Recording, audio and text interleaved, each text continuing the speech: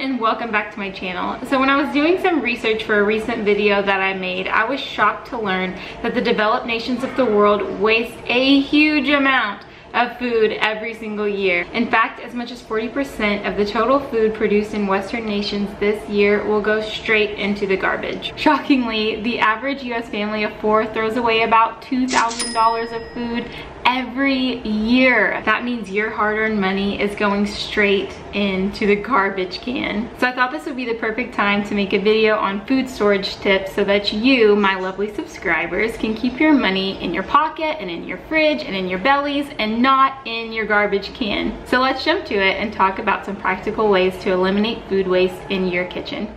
So my first tip for you for eliminating food waste in your kitchen is to organize your refrigerator. You can see I was totally an offender here, but having an organized fridge really helps you to see what you have so that you don't let things go bad. And it also helps your refrigerator to work more efficiently, so it will keep the food fresher longer. Do you ever have recipes that call for a bit of fresh herbs? Usually we buy these expensive plastic clamshells of fresh herbs, only use a small amount of them, and then they end up in the trash. Here's a way to save the rest of those herbs so that you have them for the future and they don't go to waste. Just pull out an extra ice cube tray or two and divide the herbs up between the squares. Then cover them with a good layer of olive oil and pop them in your freezer. Store these in any freezer-safe container and you'll have fresh herbs on hand anytime that you need them. Do you ever notice that recipes that call for tomato paste usually just ask for a tablespoon or 2? Don't throw away all that extra tomato paste that's left in the bottom of the can. Here is how you can save it for later. Spoon the remaining tomato paste into a freezer-safe Ziploc bag and spread out the paste into a flat layer. Then run the end of a knife or a spoon across the bag like this before popping the whole thing into the freezer. These little squares are easy to snap off and add to any recipe, and they will measure out to about a tablespoon apiece.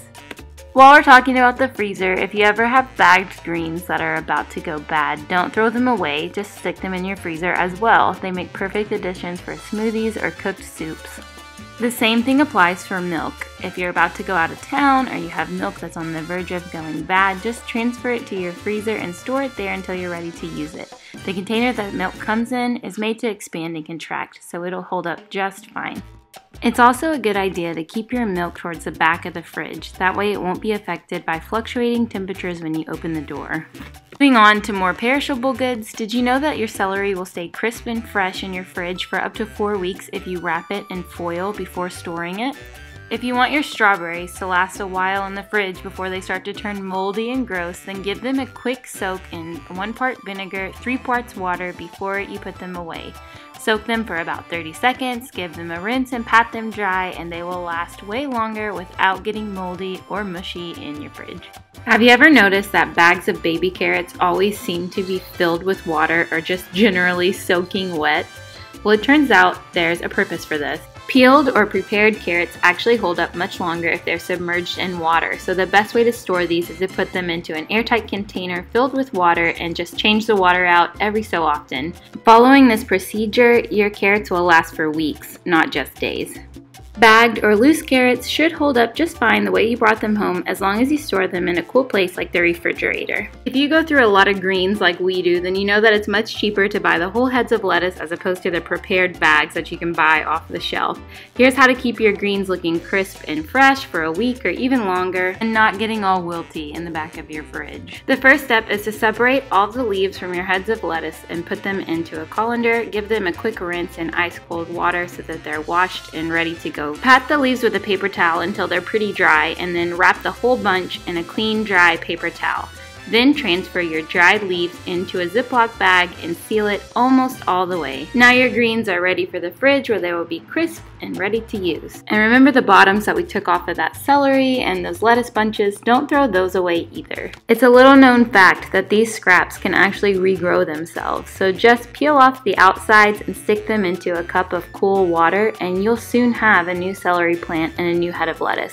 I actually filled an entire garden box this way one year. However, right now is not the season for growing these things, so I'm just going to chunk them into this plastic bag that I use for all of my veggie scraps. At the end of the week, I pour these into the crock pot and I make a fresh batch of veggie stock. I do the same thing with any bones left over from meat that we've cooked for the week. That way I'm getting the most use out of all the produce I bring home, and I never have to buy broth or stock at the store. Another way to reuse any veggies that are wilting or starting to turn bad is to cut them all up and roast them in a pan together with some garlic, salt, and pepper. This makes the perfect side dish for almost any meal. For asparagus and herbs, remember to treat them like flowers, so simply cut off the ends and place them into a glass of cool water before transferring them to your fridge. Nuts will also hold up way longer in the refrigerator. We use these convenient airtight containers to store ours. Have you ever noticed that white pad that sits in the bottom of your berry containers? That's actually an ethylene gas absorber. It's important to leave it in the container with your raspberries and blueberries if you want them to last as long as possible. You also may have noticed that bananas are often sold with plastic wrap around the stems. If you want them to last for as long as possible, it's important to leave this plastic wrap on the stems because it prevents excess ethylene from coming out of the bananas. Ethylene will cause your bananas and any produce close to them to ripen very quickly, so it's also a good idea to keep your bananas separate from other produce. The same thing applies for potatoes and onions, surprisingly. Both need to be kept in a cool, dark place like your pantry to get them to last as long as possible, but keep them separate so they won't encourage each other to spoil too quickly. My final tip is for thick-skinned squashes. They should always be stored either on your countertop or in your pantry, not in the refrigerator. If you have trouble remembering how to store things, just think back to how they were shown to you in the grocery store. Were they refrigerated or were they kept at room temperature? So that about wraps it up. I hope you enjoyed this video and I hope you found these tips helpful and practical. So let's jump out there and eliminate food waste at home. If you like this video, be sure to give it a thumbs up. And if you were as shocked to learn about food waste as I was, maybe give it a share so that other people in your life can work on eliminating it in their homes as well. And until next time, I'll see you in the next one. Goodbye, everybody.